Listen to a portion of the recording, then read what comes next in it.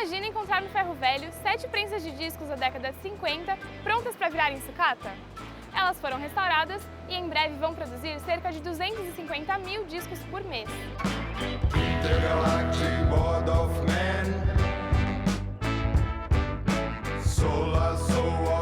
Qual que é o trabalho que a gente quer ter aqui dentro? Tirar o vinil do lance do modismo, do hype, do cool e do inacessível para a maioria das pessoas, para transformar numa cultura que é real, que é factível, que existe, que discos são feitos e pessoas consomem. No Vem Comigo de hoje a gente bate um papo com o Kid Vinil, que já gravou em LP, cassete, CD e agora voltou a gravar em vinil.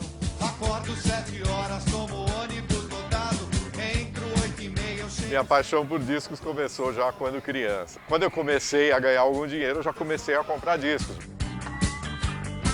Sou boy. Também vamos saber como anda o mercado de venda de discos, com um baterista que abriu uma loja de vinis. A gente abriu essa loja porque a gente colecionava disco, viajava, ia tocar num lugar, comprava os discos pra mim, comprava também pra revender em São Paulo.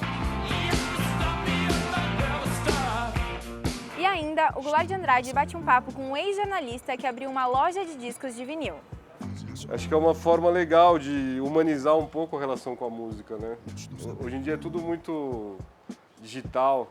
Certas coisas na nossa vida, acho que é importante a gente manter uma relação analógica. O caminho do bem está na hora, é agora o caminho do bem. O dia do disco foi quarta-feira, mas no Vem Comigo de hoje vamos falar dessa paixão que está mais atual do que nunca.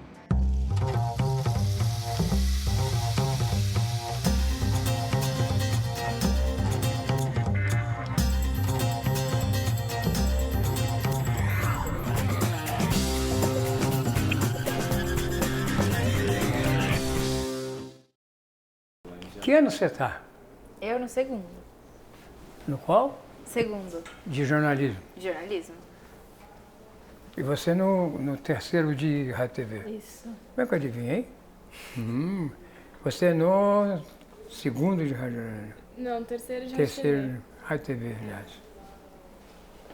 Qual é seu nome? Marta. Marta. Letícia. Letícia. Letícia também. Duas Letícia. Vem, vem. Na na na ni, na na na na na na na.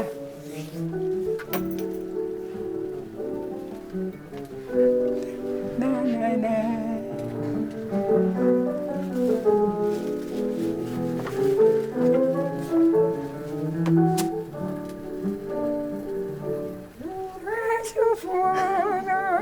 Não falei?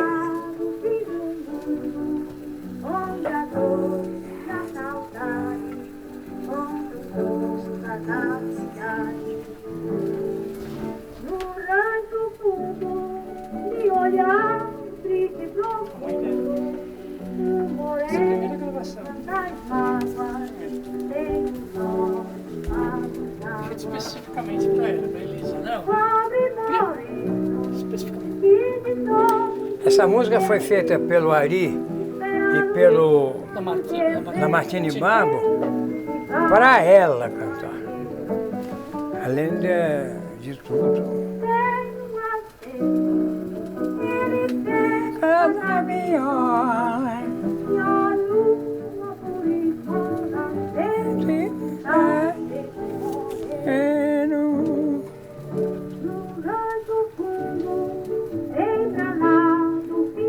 Ela gravou Palmeira Triste também, mas Rancho Fundo é a música mais emblemática dela. Meninas, vamos trabalhar.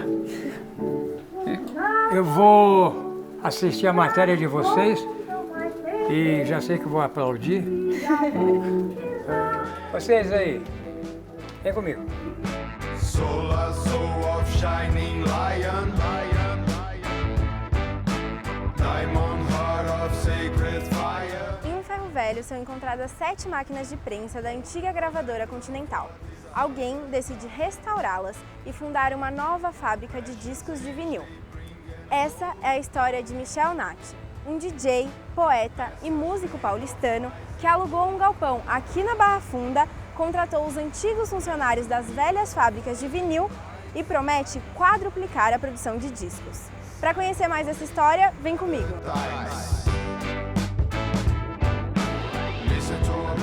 Michel, você é músico e para chegar aqui, onde você está, você passou por uma longa jornada.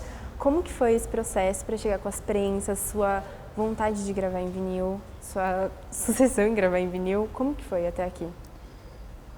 Bom, o lance da fábrica tem a ver com um processo pessoal meu de querer prensar um disco aqui no Brasil e com a condição que a gente tem atualmente de fazer um disco no Brasil, né? Na época eu tinha duas opções, ou fazer com a única fábrica que a gente tinha aqui no Brasil, e a outra opção que eu tinha era uma fábrica na República Tcheca. Por alguns motivos eu acabei optando por fazer esse disco na República Tcheca. Eu já tinha uma certa consciência da condição que era fazer um disco aqui no Brasil e não concordava com ela, e pensei que alguma coisa tinha que acontecer para que as coisas mudassem, né? As prensas eram só o ponto de partida, né? Quando elas chegaram na minha mão, eu até achei que era só reformar elas e sair fazendo o disco. E no decorrer do processo eu fui entender que não era bem assim, que para você poder fazer disco você tem que ter uma fábrica com uma estrutura, com uma série de etapas, né? Para fazer um álbum e tudo mais. E essas prensas, um amigo seu encontrou no Ferro Velho. Sim. E elas eram da antiga gravadora Continental, né? Sim. Qual foi o processo desde você ter encontrado essas prensas até como elas estão agora, bem bonitinhas, bem reformadas? Elas foram tiradas da Continental e foram levadas para um Ferro Velho.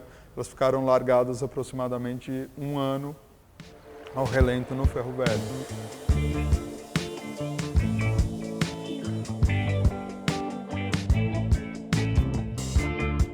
E qual você espera ser a produção de cada máquina, assim, quando tiver tudo funcionando? Uma máquina dessa ela vai ter a capacidade de, em 2 turnos, fazer 1.500 discos por dia.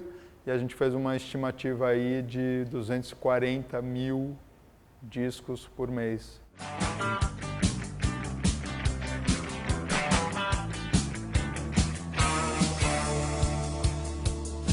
Acordo 7 horas, tomo ônibus lotado. Entro 8h30, eu chego sempre atrasado. Minha paixão por discos começou já quando criança, né? Eu venho de uma família, claro, que gostava de música. Meu pai, meus irmãos, meus primos. E desde criança eu estava sempre mexendo na coleção de discos deles. E quando eu comecei a ganhar algum dinheiro, eu já comecei a comprar discos. Meu irmão me levava para ver os filmes dos Beatles. E eu, apaixonado pelos Beatles, o meu primeiro disco, na verdade, foi um disco dos Beatles quando eu era criança, ainda com um dinheirinho que eu juntei e comprei, né? Então vem desde criança essa paixão, né?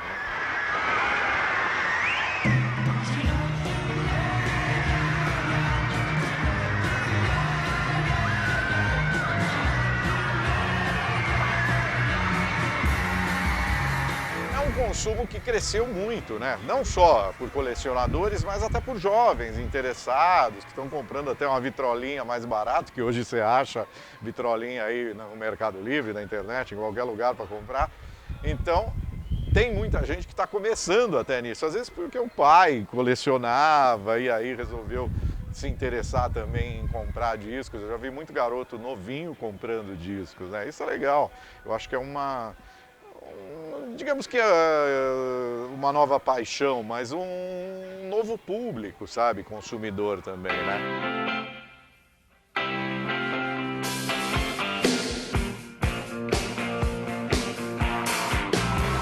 A gente abriu essa loja porque a gente colecionava disco e começou assim, viajava, ia tocar num lugar com a banda e lá eu via uma série de discos assim, achava legal. Comprava os discos pra mim, se tinha algum que eu já tinha, eu comprava também pra revender em São Paulo, porque eu conseguia vender melhor em São Paulo. Basicamente isso.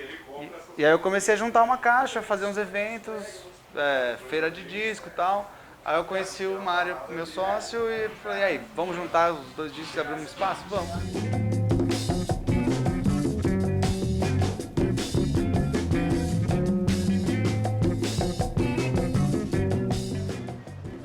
Dali conheço todos.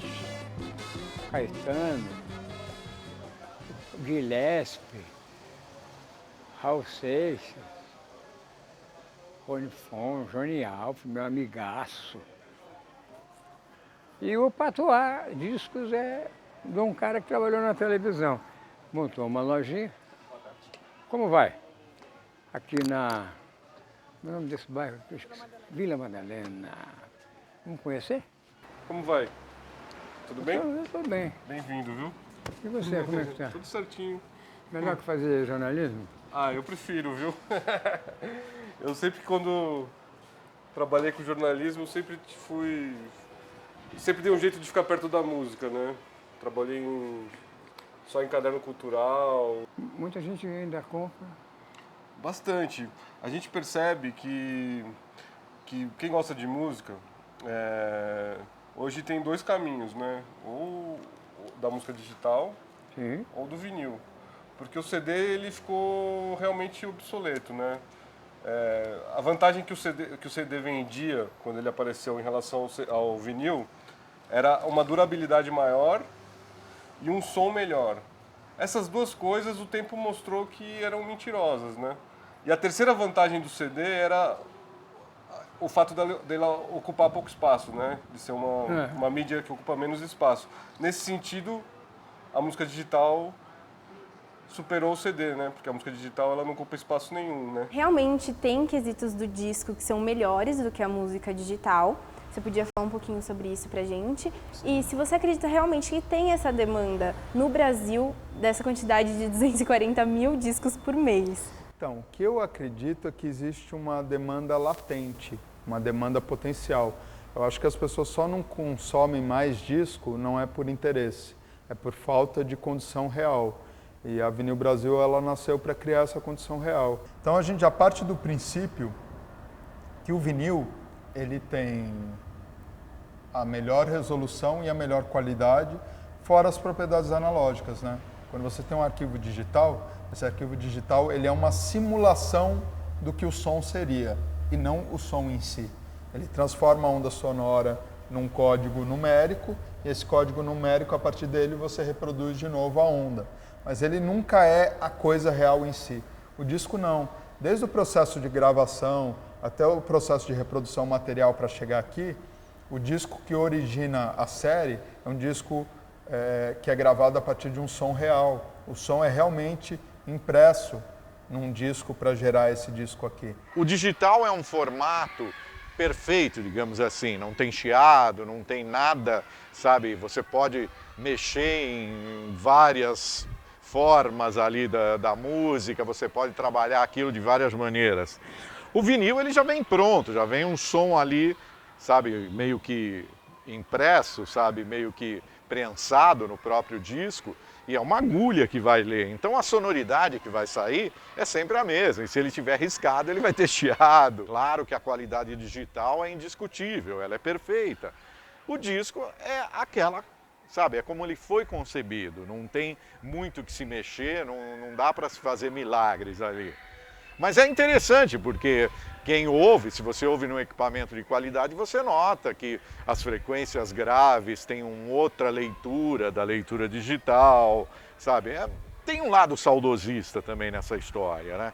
Mas eu acho interessante, às vezes eu fico em casa, às vezes ouvindo um vinil, vou para um CD, mas é gostoso ouvir a sonoridade do vinil, por mais simples que ela seja, talvez menos, eu falo com menos tecnologia do que a era digital, é interessante você ouvir um disco como ele foi concebido. Eu acho que não só a qualidade do som em vinil é melhor, como geralmente quem procura ouvir um som em vinil, ele tem um aparelho melhor.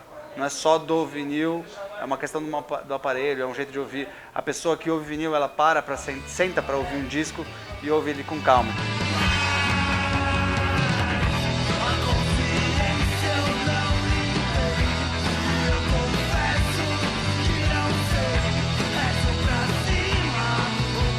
O preço é uma coisa que dificulta, então na verdade assim, quem está nisso de fato é uma...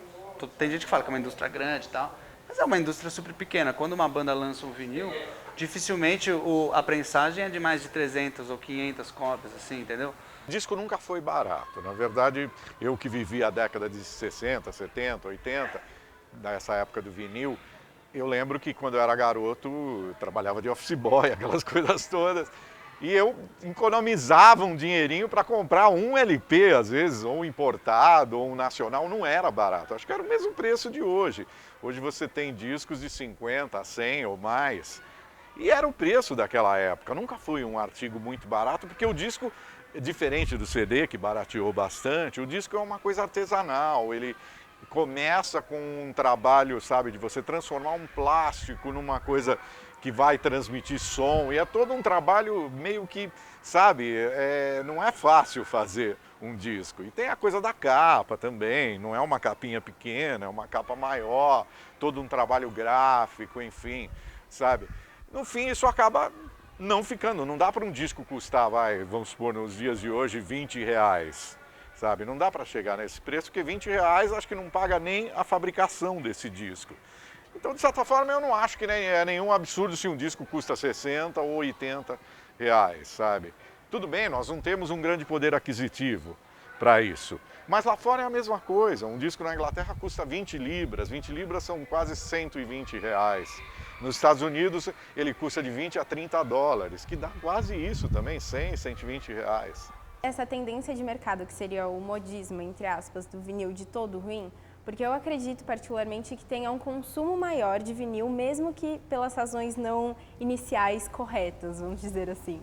O modismo ele não vai sustentar uma cultura e uma indústria. Então, qual que é o trabalho que a gente quer ter aqui dentro?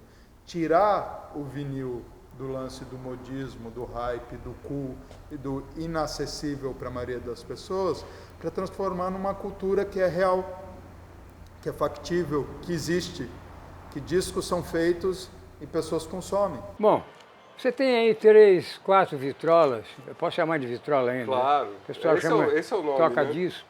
Vitrola, toca Eu chamo disco, de vitrola. picape. Põe um disco que você gostaria de ouvir com a gente. Vamos lá. Nada melhor do que fazer um programa sobre vinil, mostrando a matéria-prima, né?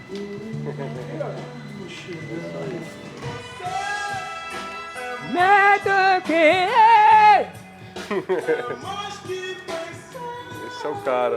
É o cara, né? Uhum.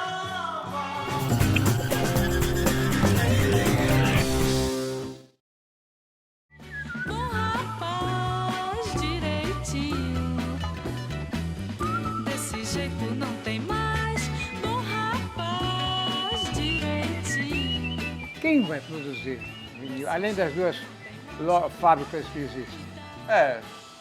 São essas duas fábricas que produzem vinil no Brasil. A gente tem também a possibilidade de prensar fora do Brasil, né? Essa é uma possibilidade que existe. O que às vezes é vantajoso porque a qualidade do disco que eles fazem lá é muito grande, é muito boa, um disco muito bom. A fábrica que está sendo aberta aqui em São Paulo, a gente aqui na Patois acredita que vai fazer um trabalho muito bom nesse sentido. Mas a gente trabalha muito com disco usado também, né? Porque o disco usado é o tesouro, é um dos principais... E memória também. Sim.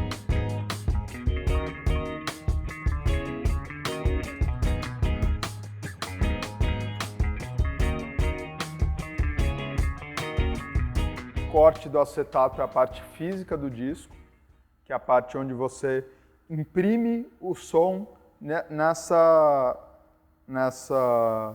nesse meio físico, que é o disco de acetato. Esse disco, esse primeiro disco, ele já vai ter todas as características sonoras que o disco final vai ter. Depois de cortar esse acetato, você leva ele para uma sala de galvanização, que é um processo eletroquímico, que através de um banho você vai criar por sedimentação uma placa de metal que é um oposto físico, negativo físico, do disco que você cortou em acetato. Aqui a gente está sem o nosso molde ainda, mas basicamente a gente tem uma peça que é o molde, que é o coração da prensagem. O molde é o que vai dar o formato físico que o disco precisa ter. A esse molde você acrescenta essa lâmina que que para cada disco que você fizer, você vai ter que criar uma lâmina dessa negativa do acetato do lado A, do lado B, em metal. A gente coloca o PVC granulado nessa máquina, passa por um processo de extrusão, que é calor e pressão, e ele é cuspido desse lado aqui da máquina num estado cremoso, pastoso, já pré-aquecido. Coloca a quantidade de massa de PVC compatível com a gramatura do disco que você está fazendo nesse molde, coloca o selo do lado B, você aperta. No que você aperta, esse êmbolo aqui central sobe, através do óleo quente que é jogado para cá, faz com que esse êmbolo suba, e esse êmbolo ele pressiona e junta essas duas placas. O PVC que já estava no estado cremoso e aquecido, ele encontra a chapa que está quente e ele derrete e ele se esparrama ao longo do formato do molde, que o molde dá a característica física do disco. A parte do som é aquela estampa de metal negativa que vai dar as ranhuras, os sulcos do disco. Nesse mesmo circuito que entrou vapor, entra água fria. No que entra água fria, o disco esfria e solidifica. No que ele esfriou e solidificou, ele está pronto. Isso aqui é uma máquina refiladeira, você aperta esse botão, essa estrutura sobe, dá 3 voltas, tem uma laminazinha aqui que tira a rebarba da bordinha da pizza, e depois que você fez isso, daqui vai para a parte ali de embalagem. Didn't know what time it was, the lights were low, oh, oh. I leaned back on my radio, oh, oh. Some cat was laying down some... A diferença de produção entre vinil no Brasil e no exterior, claro, no exterior nunca pararam de produzir discos de vinil. Essa é a diferença. Antigamente, quando apareceu o CD, eles faziam o CD e o vinil. Eu lembro que bandas famosas, tipo Oasis, eu comprava às vezes o CD e comprava o vinil, porque eles faziam uma edição em vinil também do disco do Oasis, né? E outras bandas inglesas, americanas, Sonic Youth, aquelas bandas todas sempre lançavam o CD e o vinil. Então nunca deixaram de fabricar. E sempre teve um público consumidor. Esse dia do vinil lá fora, o que eles chamam de Record Store Day, começou como uma coisa de gravadoras independentes. Não era uma coisa de mercado, de grandes gravadoras. Começou com alguns grupos alternativos, isso há uns 5 anos ou mais atrás. Era um dia especial que as lojas independentes inglesas e americanas colocavam à venda edições limitadas de discos de bandas novas, bandas antigas, uma série de coisas para atrair esse público consumidor e criar um grande evento. Foi crescendo. Com o passar do tempo, as grandes gravadoras começaram a enxergar esse dia. E aí hoje tem o Warner, tem todas a Universal, todos os grandes selos começam a colocar produto deles também nesse mercado, porque eles viram que tem público para consumir isso. Então acabou se tornando uma coisa maior. Eu queria saber se você comemora o dia do disco, como você comemora o dia do disco, se você já foi em algumas feiras que acontecem nesse dia. Não, ainda não fui, acompanho. Tem a ver mais com uma data para dar uma impulsionada no mercado, o que eu acho que é positivo. Não fui em nenhuma feira. Esse ano eu estava querendo ir na feira que acontece, se não me engano, em Utrecht, né, que é uma das maiores do mundo, né, que junta gente de todo o planeta. Mas, infelizmente, como eu estou aqui trabalhando para que a gente tenha um disco legal no Brasil, esse ano eu não vou poder ir. Fiquem vocês com a ideia de que isso, que é uma vitrola, e isso tem uma qualidade melhor do que isso que você tem aí. É legal, né? Porque hoje em dia as relações são todas muito digitais, né? Então, dependendo do tipo de relação que você quer ter com a música, você manusear um objeto, botar um disco sabendo que você vai ter que virar, sem ser aquela coisa fria de deixar tocando. Acho que é uma forma Saber pegar nele, né? Sim. Não enfiar o dedão, sim, fazer assim, assim, assim. Acho que é uma forma legal de humanizar um pouco a relação com a música, né? Hoje em dia é tudo muito digital. Certas coisas na nossa vida, acho que é importante a gente manter uma relação analógica. Gostei de saber que você está feliz. Oi? Gostei de saber que você está feliz. Obrigado. E que perdemos um jornalista. Não, Você continua sendo um jornalista. Isso que você está fazendo aqui é jornalismo. Parabéns. Eu que agradeço, sou seu fã, viu? Boa sorte, eu sou seu fã. Você aí, ó. Vem comigo.